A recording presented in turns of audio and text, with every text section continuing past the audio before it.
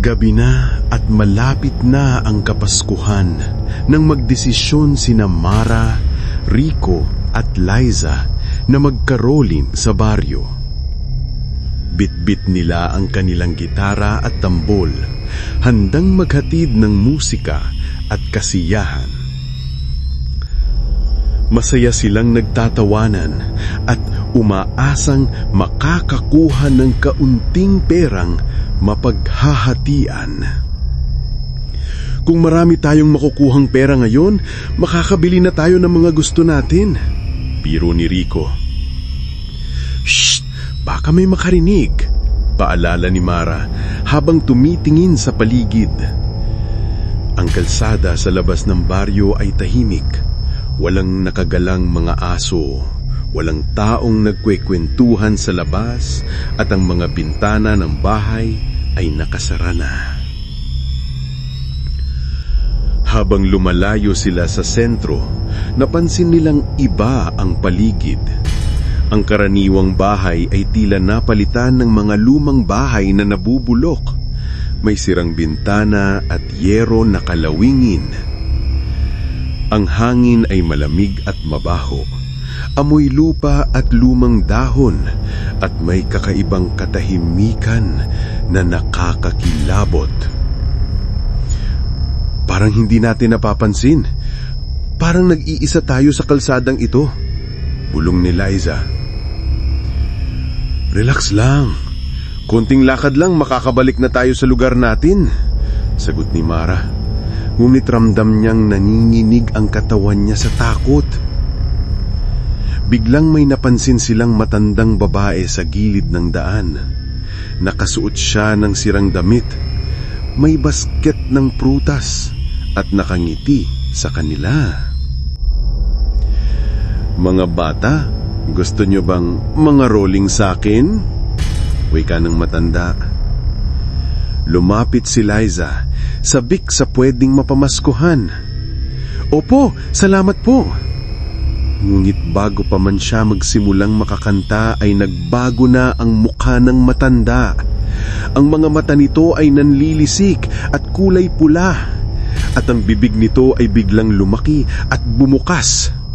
Lumabas ang mahahabang pangil. Sa isang iglap, kinagat niya si Liza. Liza! Sigaw ni Mara, ngunit huli na ang lahat.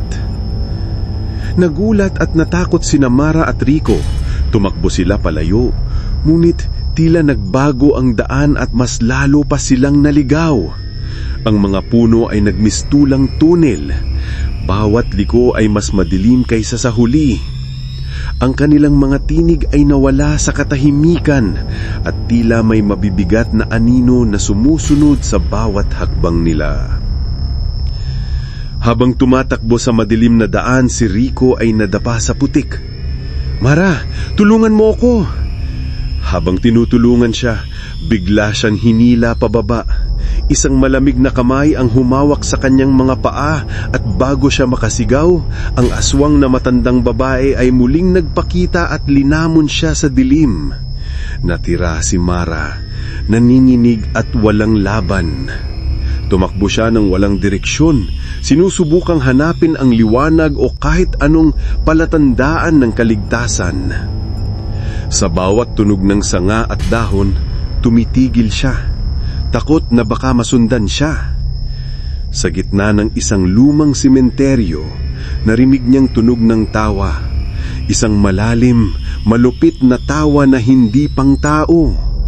Napalapit siya sa liwanag ng buwan at nakita ang aswang nakatayo sa ibabaw ng isang lapida. May dugo sa kanyang bibig at nakatingin sa kanya. Bakit ako? Nanginginig niyang tanong. Walang personalan pare. Pare-pareho lang naman kayong lamang tiyan, wika ng aswang. At sa isang iglap, naglaho ito sa dilim. Iniwan si Mara na nag-iisa sa gitna ng malamig na hangin. Si Mara ay naglakad-lakad sa dilim. Ang kanyang puso ay mabilis at ang kanyang boses ay nanginginig sa takot.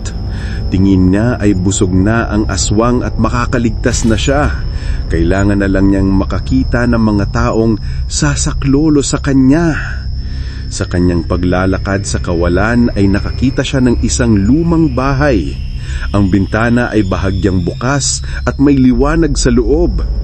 Baka may tao roon, bulong niya sa sarili. Ngunit nang pumasok siya, ang bahay ay walang laman at ang liwanag ay nagmumula lamang sa isang kandila. Sa bawat hakbang niya, naririnig niya ang mga bulong ng mga boses na nagmumula sa kisalang. Isang malamig na hangin ang dumampa sa kanyang leeg at sa isang iglap, nakita niya ang anino ng aswang na nakatayo sa likod ng pinto, nangunguya ng kanyang biktima. Tumalon siya palabas sa bintana, ngunit nang kanyang makita ang daan pabalik sa baryo, ito ay nawala na. Ang gagubatan ay tila gumagagalaw, hinaharang ang bawat posibleng takasan. Sa pagod at takot, si Mara ay napadapa sa putik.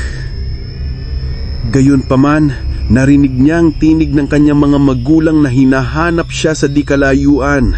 Nakita rin niya ang liwanag ng mga ilaw ng mga taong naghahanap sa kanila. Tinapangan niya ang loob at buong puwersang tumayo sa pagkakalagpak sa putikan.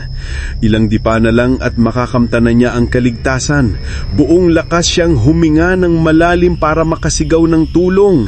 Pero wala pang lumalabas sa kanyang bibig na salita ay may mga kamay nang humablot dito at dinala siya sa kailaliman ng dilim.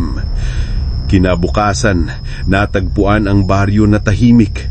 Wala ni isang bakas ng 3 kabataan, maliban sa kanilang mga gitara at tambol, nakahandusay sa gitna ng kalsada. Parang paalala, may mga nilalang daw sa dilim na hindi dapat gambalan, lalo na sa gabi.